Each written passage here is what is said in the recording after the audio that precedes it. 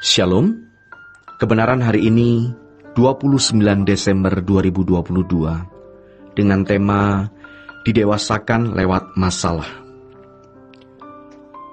Bapak Ibu Saudara yang dikasihi oleh Tuhan, kita menghadapi masalah yang jauh lebih besar ke depan. Yang terbesar adalah ketika kita harus menghadap tahta pengadilan Allah. Betapa mengerikannya hal tersebut. Jangan sampai ada masalah-masalah yang sekarang membuat fokus kita kepada Tuhan menjadi kabur. Memang setan pekerjaannya begitu. Setan berusaha supaya mata pikiran kita tidak tertuju kepada Allah secara benar. Kuasa kegelapan akan bermanuver hebat di dalam kehidupan kita, supaya kita tidak fokus kepada Tuhan, dengan tujuan agar kita tidak berinteraksi dengan Tuhan. Ini persiapan untuk dibinasakan, persiapan untuk menuju api kekal, menjadi sahabat dalam persekutuan dengan kuasa kegelapan. Masalah-masalah yang kita hadapi hari ini mestinya justru menjadi sarana kita mencari Tuhan, mendorong kita mencari Tuhan. Bukan mendorong kita kecewa terhadap Tuhan, lalu meninggalkan Tuhan. Justru seharusnya mendorong kita mencari Tuhan. Kita pertanyakan, mengapa ini terjadi Tuhan? Apa yang harus aku lakukan dengan masalah ini Tuhan? Ingat, apa yang terjadi dalam hidup kita sekarang ini merupakan persiapan kekekalan yang Allah kerjakan di dalam dan melalui hidup kita. Saudara yang terkasih, tidak ada sesuatu yang kebetulan terjadi. Tidak ada sesuatu yang terjadi seperti accident atau kecelakaan. Semua di dalam desain Allah. Luar biasa, semua di dalam desain Tuhan. Tuhan mendesain keadaan, meng-create keadaan untuk kita bisa memiliki iman yang bertumbuh. Growing to be mature in the Lord. Menjadi dewasa di dalam Tuhan.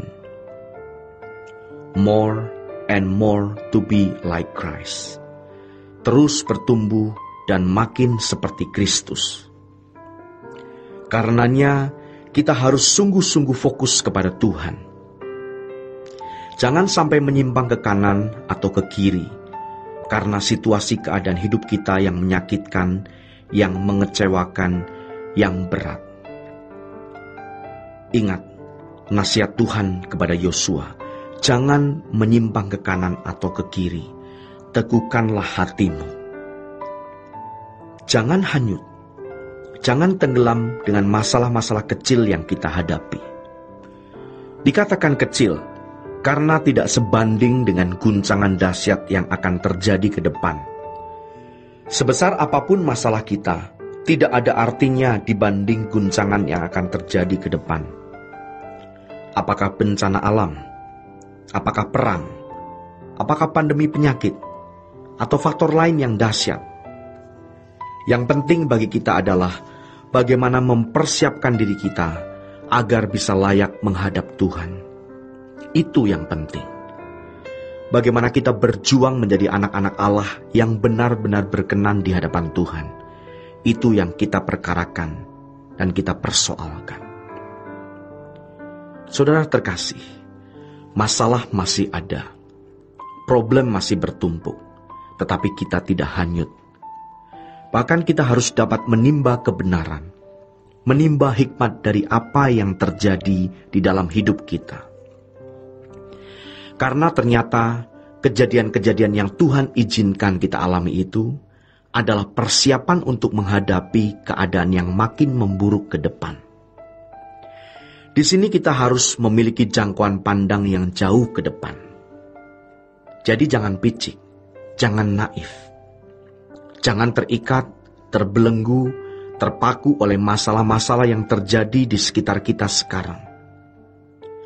Masalah tidak akan pernah tidak kita alami. Selalu saja ada masalah. Tetapi jangan terpaku, jangan terbelenggu oleh masalah-masalah yang terjadi tersebut. Masalah-masalah itu didesain Allah untuk mendewasakan kita. Kalau kita memiliki konsep yang salah di sini, seakan-akan masalah itu menggerogoti kebahagiaan kita, merampas sukacita kita, dan kita merasa malang dengan keadaan kita, maka kita gagal menangkap maksud-maksud Tuhan di balik masalah yang kita hadapi. Kita gagal menangkap apa maksud Tuhan di balik masalah-masalah yang sedang terjadi atau berlangsung di dalam hidup kita. Jadi, mari kita berpikir jauh untuk menjadi manusia hari esok. Saudara terkasih, ada manusia hari ini, ada manusia hari esok. Manusia hari ini akan terpaku dengan masalah-masalah hari ini. Pikirannya terkungkung oleh masalah-masalah yang terjadi hari ini.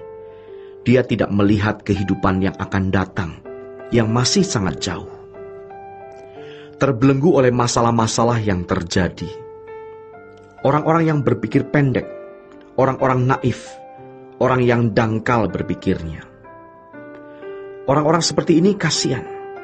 Dia tidak akan pernah memahami kekekalan.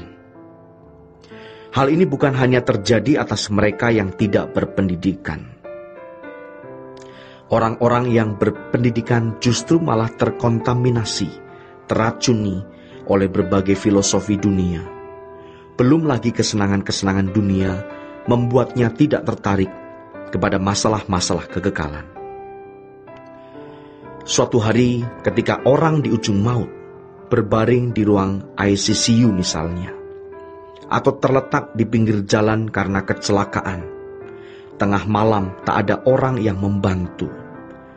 Dia menatap ke langit, hanya bintang-bintang, sementara separuh badannya sudah menjadi lumpuh. Baru dia tahu betapa tidak berartinya hidup ini.